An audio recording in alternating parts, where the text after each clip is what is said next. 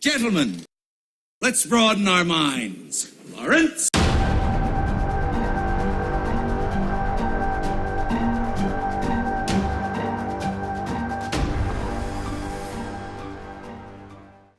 Hello, and welcome to episode 3 of the Dropkick Skeptics. I'm Xavier, and this is... I am Luca. On this show, we talk about anything and everything nerdy, TV shows, comic books, movies, rumors, and news. You name it, we got it. So, what are we talking about today? All right, so the first topic is Suicide Squad. It got a rated PG-13 rating. And what a shocker. Yeah, what a shocker, what were right? people expecting? Yeah, a lot of people are actually pissed off about it. From what I've seen, a lot of people were hoping for a rated R film, which I get it, because it's a bunch of villains, and, they do nefarious and evil, fucked up shit. But, it doesn't have to be rated R. I get it, Deadpool was successful, but not every fucking comic book movie has to be rated R now. The whole point is to get the butts in the seats, and how do you do that? You make the movie accessible. R rating is not accessible.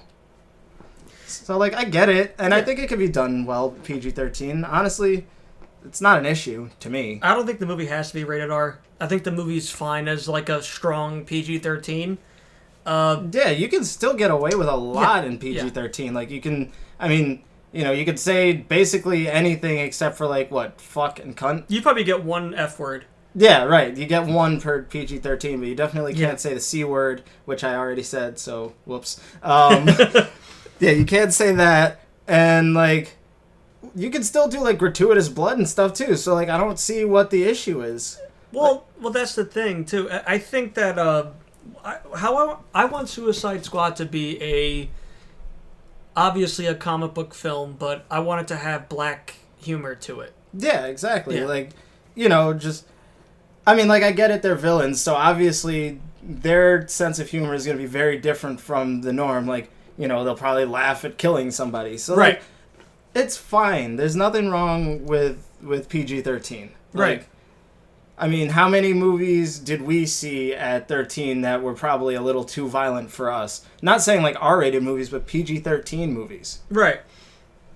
When people, use the excuse, Deadpool was rated R. Deadpool needed to be rated R. Deadpool was a totally different game when compared to Suicide Squad. Exactly. Suicide Squad, even when I read the recent comics in the New 52, which weren't that good, but other stories, to me it's always been a hard PG-13.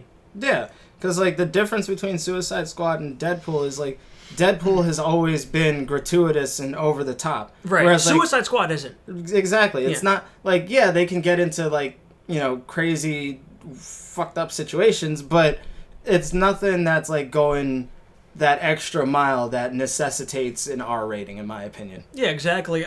Somebody even said, I thought we were going to get a darker Joker in this, so they were hoping for it to be R. Look at what Ledger's Joker did.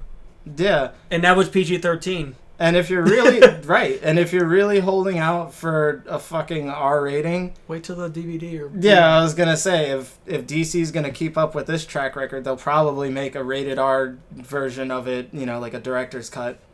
So exactly, I don't think they wanted to chance it either, to make it R after Batman v Superman wasn't what Warner Brothers was really expecting, But yeah, I'm really looking forward to the movie. Actually, yeah, I'm excited for it. It was funny. I was talking to my buddy the other day, and I actually told him if I had a chance to direct any movie in the DC universe, it would probably be this one. Really? Yeah, Suicide Squad would definitely be it.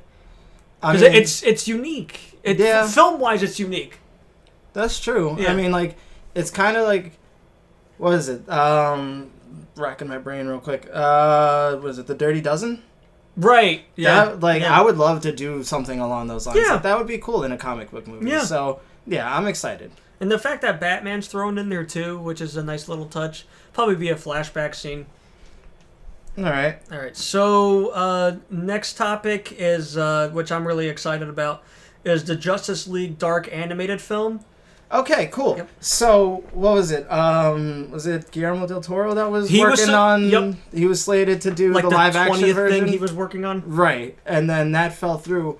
And, like, you know, there's still a chance for there to be a live-action movie. But honestly, with a title like this, I think, not that it works best as an animated movie, but it's a little ambitious to try and go for it in live action. So I'm excited for an animated movie because they can do more with it. They can get away with a lot more, and they can have a lot more fun with it. You know, make it a little bit closer to its comic counterpart. And just so our listeners get an idea of what the Justice we should probably League Dark is. It's like a horror themed team. Right. So you have people like John Constantine, Swamp Thing, Deadman, Black Orchid, I can't think of her name, Madam. Yeah, I can't you think get of it the right idea. now. You get the idea. Yeah. So there's a lot they can do with that. I always want to see a good Swamp Thing representation. Yeah. Dude, Swamp Thing is actually really cool in the comics because, like, it's just so out there, right? That it doesn't get a lot of attention. Mm-hmm. So it's nice to see them, bringing it back and putting it out there for the general audience. Which, granted, a lot of the people, a lot of the audience for these animated movies are, the traditional comic book fans, but. They show it to their friends, they share it, and it gets a lot more traction. It's a newer team. Yeah. They first started in 2011, 2012. So if they want for the animated film, they can make their own... They can make their own lineup, yeah. Just like they did with the Suicide Squad movie in 2013-14, the animated film. Right, yeah. I don't think there was a set team in the comic book. No, I mean, I think they had all been members of the Suicide Squad before, but not all of the not that exact team. Right. So I don't have an issue with them changing up the lineup. If anything, if it's any indication, when they did Teen Titans, now the team that everybody knows now is Cyborg. The team from the cartoons, which wasn't the original lineup in the comics. So it's fine. I'm really excited because I love the DC animated movies. Oh, they always do a good job. Yeah. They always do a good job. Even their decent ones are good. Yeah, that's exactly what I was going to say. Even their the not so great ones are still pretty good. Yeah, I agree. Especially after, what was it? The most recent... Bad Blood? No, not Bad Blood. No. The Justice League... Paradox? The one where Batman was... No, the one where Batman was a vampire. Oh, I don't... Gods and Monsters. Oh, yeah. Yeah, that one. Even, if that's any indication of, how they handle, darker material, then we're in good hands for Justice League Dark. Oh, yeah. Yeah, I'm excited for it. Alright, so what's the next topic? The next topic is Marvel got the rights back to Namor. Which I'm actually pretty excited about, because... not that Namor is, such a huge character that it's, finally, but, I like that character, and it's really interesting to see what they would do with it, because, I feel like they've been kind of setting it up, with, I think it was, Iron Man 2? Yeah, 2. Yeah, it was Iron Man 2. There was, a map in the background of, the end credit scene, and it showed a bunch of different places where I'm assuming superheroes are being cataloged from. It had Wakanda in there, and then there was one in the middle of the ocean, and a lot of people were speculating that was Namor. So it just goes to show how far back the planning goes. Yeah. So I think it'll be really cool to see Namor on screen. Yeah, he's for people who don't know, he's Marvel's Aquaman. Right. Mm-hmm. And he kind of gets a lot of the same shit as Aquaman, but same powers essentially. Right, because he's what is he, half god or something? Something like that, yeah. Because he's got the little wings on his feet like Hermes. Yeah, his mom is the queen of the Atlantean area or whatever. I'm not too sure. Yeah, I never been there. I mean, but Who is it that was campaigning for the role? Brian T. was. He was Shredder in the last Ninja Turtles movie. Right. Yeah. I think he's a good actor, you know. He was also DK. Right. Donkey Kong. No. Drift King. Drift King. Yeah. Yeah. In Tokyo Drift. In Tokyo Drift. He was also one of the like security guards or whatever in Jurassic World. Right, he was. Yeah. Yeah. This is just random.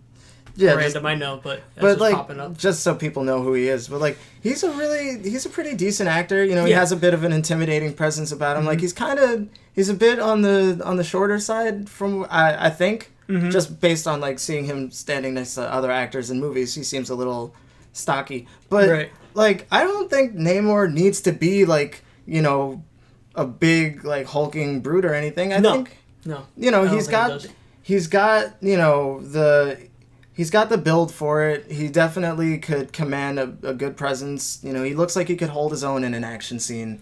Yeah. And like, honestly, I think the best part about Brian T. as an actor is like, he's very good at conveying emotion through his face. So like, I think that like Namor kind of needs that, you know, because he's very like torn between like his Atlantean like ancestry and like the surface world, which like I guess, you know, they get a lot of that from a lot of people would probably say the same thing about Aquaman, but Namor actually came first. Right? A few years. 1939, I think. Something like that. Like, and then Aquaman came around like a year later or something, or 2 years maybe later. Maybe like a couple of years later. Yeah. I always found both characters interesting. I've been more on Aquaman's side for a little bit, especially with the New 52, but Namor has been on teams such as the New Avengers and the Defenders as well. Oh, okay. So I mean, like, I know more about Namor from like his older, like really older stuff. Yeah, like, this is more recent. Yeah. Yeah, when he was like teamed with Captain America and the first Human Torch, the android, which is really cool. Like, not saying that we're gonna see that, but like I would like to see his interactions with Captain America going forward in these movies. Well, do you think he'll get his own movie first, or do you think he'll get like a minor role in another big movie? I would say that if they're gonna do Namor, it'd probably be best to set him up as like an antagonist in a movie first, like not necessarily a bad guy, but kind of like give him the Black Panther treatment. Like, you know, a misunderstanding happens, they fight each other for a little while, and then they finally come to like a common understanding. And then team up at the end, and then he'll probably get his own movie later on. Okay. So I think that overall the Marvel Cinematic Universe would benefit from having Namor, but like he doesn't have to be like one of the like a mainstay. Mm-hmm. Like he could have his own movie. He could just show up in other people's movies. He could shake things up a bit, but you know I don't think it's necessary to give him his own movie. But I definitely like the idea of having Namor around because it's a different it's just a different character to have around, which is good. Right. Kind of like I almost said Doctor Who. Kind of like Doctor Strange. You know, this November. Yeah. It's a totally different. It's like a completely different animal. Yeah, totally different animal. Okay, so moving on to our next piece of news is Brie Larson is possibly hasn't been set in stone, going to be casted as Captain Marvel. All right, and I'm fine with it per se. I mean, I don't have a problem with her as an actress. I think that she's definitely good. She won an Oscar. Yeah, right? She won an Oscar for Room, which is a really good movie, by the way, if you haven't seen it. But she's kind of, I don't know. I was don't fucking hate me. But like I was always kind of in that camp that always wanted Katie Sackhoff for Captain Marvel. Mm-hmm. But I guess at this point, not that she's like too old for it, but with the current lineup that they have of actors playing these Marvel characters, I guess it would probably be a better idea to go with someone a little closer to the age range that they have already. Yeah. So I guess Brie Larson is a good choice. Like the more that I think about it. Yeah. Because I've been thinking about it for the past few days, and I wasn't like completely sold at first, because like I don't know, she just doesn't seem to have that like action star in her yet. I haven't really seen her do anything. I think this is a good career move for her because she can do, the big budget Marvel movies, and then she can work on like a little side Oscar contender project, which is just possibly like the best career to have. Yeah, I see what you're hitting movies on both ends of the spectrum. You know what I mean? Like yeah, you're doing the smaller independent movies, and then you do a big budget movie, so you get your face. You're putting yourself out there. Exposure doesn't hurt. I guess. Put yourself out there in a more popular forum, like on the Marvel Cinematic Universe, and then bring that audience in to watch your other movies because they just like this person as an actor. Right. So yeah, it's definitely a good career move, but it's just weird for me is all because like I never really understood, like I get that people were starting to get confused, but I never really understood the change to Captain Marvel because I always knew her in the comics growing up as Miss Marvel. And I'm assuming, I don't know if they're going to completely forego that route. Like, I think they'll probably, like, maybe they'll do it like a throwaway line or something. Like, she's coming up with a name or something. And it's like, what about Miss Marvel? No. I just wonder how they're going to incorporate her. Like, I have a gut feeling that she will have they'll reference her after Guardians Volume 2. I think that's the most appropriate, honestly. Like after the credits, you'll get like a. Do you think what Easter they egg. may? It would be cool if they showed like Marvel, like the original Captain Marvel. For those of you who don't know, Marvel. Miss Marvel or Captain Marvel got her powers from was he like a Kree alien or something? Yeah. From a Kree alien who crashed on Earth or whatever, and his name is Marvel. Now, does Marvel have the rights to the Kree, or do they not have the rights to the Skrull? They don't have the rights to the Skrull because that falls under Fantastic Four. But they do have the rights to the Kree because they were doing a lot with that on Agents of S.H.I.E.L.D. Okay, yeah. So they definitely have the rights to the Kree. I've watched like 3 episodes of that, so I really don't. I mean, not to get into that territory, but... I mean, it has its high and low points. That's all I'm going to say. Yeah. I wonder if they're going to like incorporate her with, the Nova Corps or, maybe, do the whole... Marvel thing. Yeah, do that thing. I mean, that story is kind of a little old at this point. They kind of do it a lot, like, Superman crash landing Earth and all that, and, people getting, or like how they did with Green Lantern, Abin Sur crashing to Earth and getting his powers from that. Like, so they'll probably change up her origin, but it'll be refreshing. I'm excited. To see. I'm just super excited for the casting. I think she's a good looking actress. I think that. Besides Jessica Jones, being a lead... Well, let's count it. Let's see. Jessica Jones, Black Widow. Scarlet Witch. Scarlet Witch. You're going to count Agent... What's her face? What, Agent Carter? No. Well, yeah, okay. Let's count that, too. Yeah. Agent 13. That character... She was in How I Met Your Mother. I forgot her damn name. You know who I'm talking about, though, right? Oh, Maria Hill. Yeah. I just forgot. They don't utilize her nearly enough. She was in the first Avengers. Was she even in Age of Ultron? I don't remember. Yeah, I don't even know. She was in Winter Soldier. I know that. Right. Yeah. So there aren't a whole lot of this is strong the first female lead driven role in the major Marvel Universe movie. Yeah. Like she's going to be the first one to like helm her own movie. Exactly. And that just goes to show because like Captain Marvel in the comics was always really cool because like here's this woman who can like hang with the boys and she's just as rough and tumble and a lot stronger than a lot of them. Yep. Like she could probably go toe to toe with like Thor or something. Almost, yeah. So it'll be interesting to see her on screen. I'm not saying I'm not sold on Brie Larson as Captain Marvel. Like honestly, right now I can't think of anybody else. Yeah. But like, I need to see her in action. Exactly. Well, this is how popular the character's getting, and this will actually be my last point. She is, the lead in Civil War 2. True, that's a good point. So that's how big she's getting as a character. But yeah, I'm super exciting.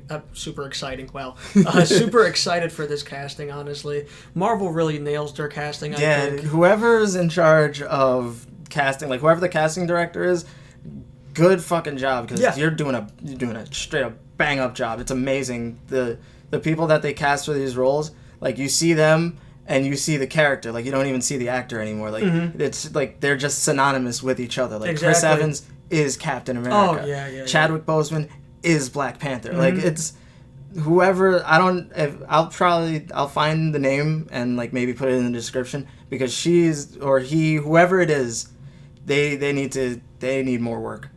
Next week, Finding Dory comes out. Now, two questions for you, Xavier. Okay. One, will it make a lot of money? And just a simple yes or no, and we'll explain our reasons after. Right. Will it be good? Okay. So, will it make a lot of money? In the first week, yes. How much do you think it'll make? I mean, I don't think it's gonna break like 100 million opening weekend or something. That's like a big thing. No, the big finish line is 200 million. Okay. I don't think it's going to get to 200 million opening weekend. Okay. But like I would say it'll probably, it'll make its money back. I feel like the audience is going to drop off, as time goes along. Okay. Because I personally don't think that this movie is going to be good. Okay. All right. Now let me give you my predictions. Money wise, I say it'll make $203 million. It'll cross over the 200 mark, but not by much. I just, because there's nothing else out. Right. There's That's a nothing. good point. Next they picked week, a good time. Yeah, next week there's nothing else out. I mean, it's gonna. As much as I love The Conjuring, I not love it. I didn't see it yet, but excited for it. Right. It's not gonna beat it. It's gonna rip apart Central Intelligence, I think. Yeah.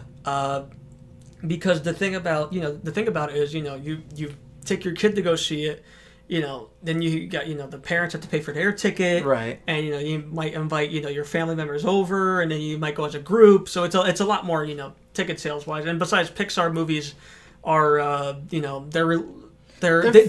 appeal to a wider audience. It's a family thing. Exactly. Now, will it be good? As of right now, I think this will be one of Pixar's strikeouts. Yeah. I would say that this movie will probably fall a little short, I don't know whether to say critically or by, fan standard, but, I just don't think it's a necessary sequel. I don't understand why Pixar makes these sequels to their movies that are great. Right. That worked so well as a standalone film. No one was asking for a Finding Nemo sequel.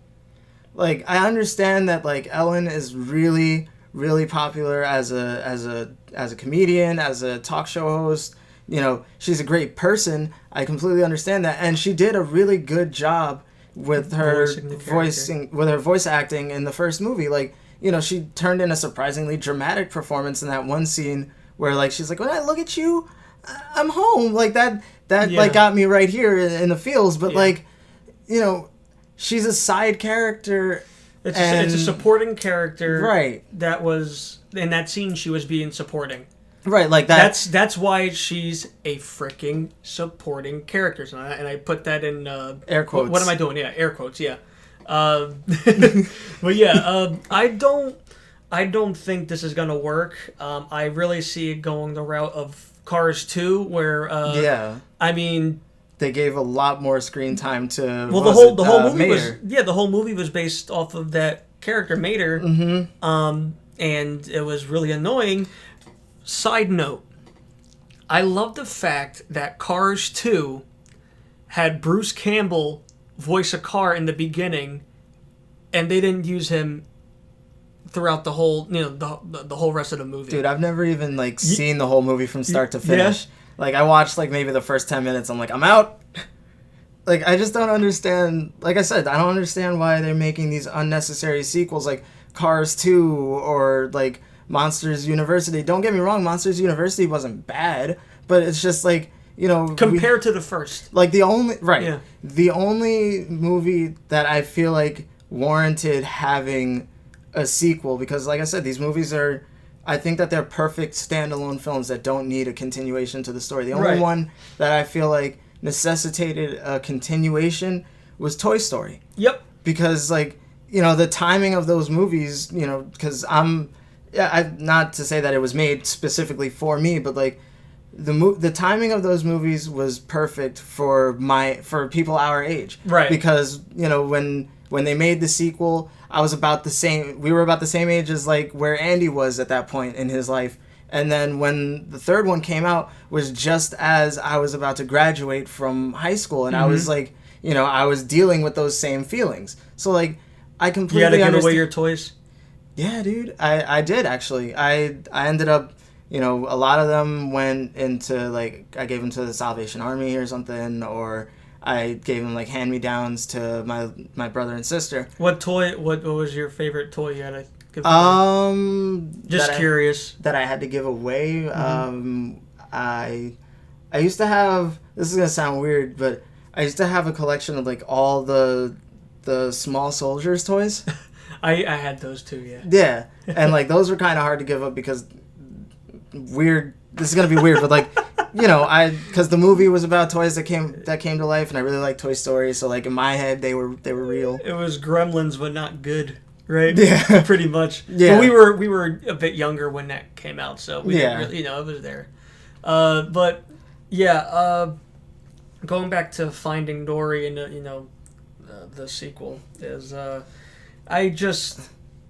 the reason why the character worked is because she worked in small doses. Right. You had now from the trailers I can see it looks like she's alone.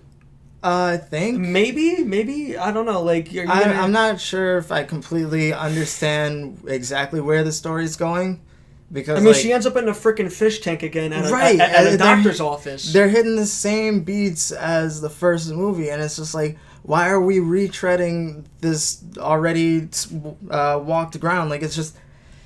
If you wanted to make a Finding Nemo sequel, go ahead. Right. But give me something new, different. Yeah, give me something different and new, as opposed to just retelling the same story. Because over I like again. these characters, but I just don't. I guarantee this is going to be the Hangover 2 of Pixar movies. Basically, it's a good comparison. It's gonna hit the same beats, and for me personally, I don't want to see the same movie twice. You know what I mean? In a franchise. You know what I mean? Like Home Alone 2 or whatever. But it is what it is. It's gonna make a shitload of money. Yeah, it's definitely gonna make money, and I'm sure.